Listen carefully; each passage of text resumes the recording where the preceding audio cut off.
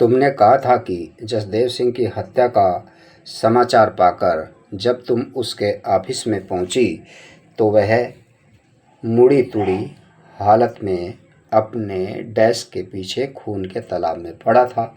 मैंने जवाब दिया, जसदेव सिंह की लाश को मैंने इस हालत में पड़े पाया था और पुलिस के आने से पहले ही उसे सीधा कर दिया था और लाश की तमाम फोटोएं भी इसी हालत में ली गई थी। जबकि तुम्हारी बात से जाहिर था कि तुम मुझसे पहले भी लाश को देख चुकी थी। इसका सिर्फ एक ही जवाब हो सकता है कि हत्या तुमने की थी। तत्पश्चात कार में गहरी खामोशी छा गई।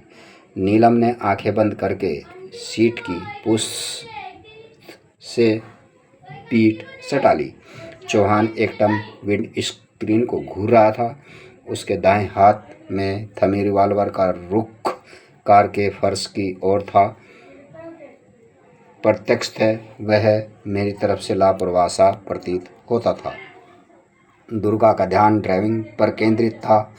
मैं आगे खिसका अपनी बाईं बांह अगली सीट की पुश्त पर रख ली और सामने सड़क पर निगाहें जमा दी। नाले का पुल आने वाला था। कार की स्पीड कम होने लगी। मैं उसी तरह बैठा देखता रहा। ज्यों-ज्यों पुल नज़दीक आता गया, कार की रफ्तार भी धीरे धीरे कम होती गई। ठीक उसी वक्त जबकि चंद अक्षण उपरांत कार पुल पर पहुंचने वाली थी, भारी प्लास्टर में जकड़ी मेरी बांह हथौड़ी की तरह चौहान की कलाई पर गिरी। वह चीखा और उसके हाथ से छूटकर रिवॉल्वर कार के फर्श पर जा गिरी। तब तक मैं अपनी उसी बांह को पूरे जोर से दुर्गा की बाईं कनपटी पर भी जमा चुका था। उसका सर भड़ाक से दरवाजे के साथ टकरा गया।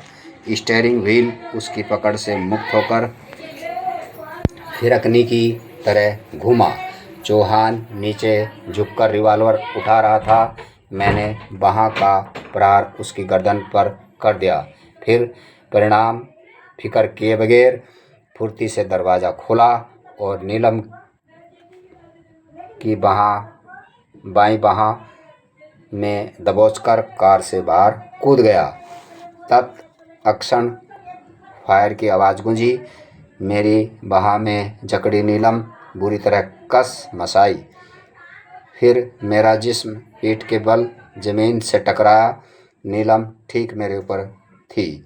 तभी शराबी की तरह लहराती कार पुल के सबसे पहले बाएं पिलर के साथ बड़ी जोर से टकराई, उल्टी और 15 फुट गहरे नाले में तेज छप्पाक की आवाज़ करती हुई जा गिरी।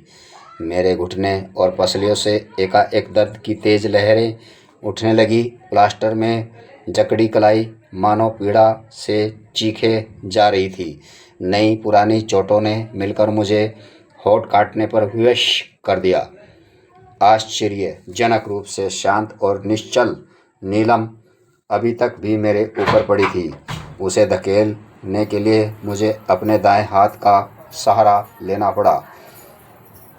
उसकी पीठ पर हाथ रखते ही गर्म चिपचिपा सा स्पर्श पाकर मैं किसी आशंका से काँप गया। फौरन हाथ अलग करके आशंकित भाव से उसे घूरा। मेरा हाथ खून से भरा हुआ था। मैं अपनी तमाम पीड़ा भूल गया। नीलम को धीरे धीरे स्वयं से अलग करके ज़मीन पर लिटाया। जेब से माचिस निकालकर एक तीली जलाई। कांपती सी रोशनी में उसके बाएं कंधे के नीचे बने सुराख से भल भल खून बहता दिखाई दिया। चौहान के रिवॉल्वर से चली गोली उसकी पीठ में घुस गई थी। तीली बुझ गई। मैंने उसके जख्म को दबाकर खून रोकने का प्रयत्न किया, लेकिन व्यर्थ। खून मेरी उंगलियों के बीच से रिसता रहा। मैं ऐसा है बैठा उसे घूरता रहा। उसका जिस्म पीड़ा से ऐंठता जा रहा था। चेहरा विकृत था।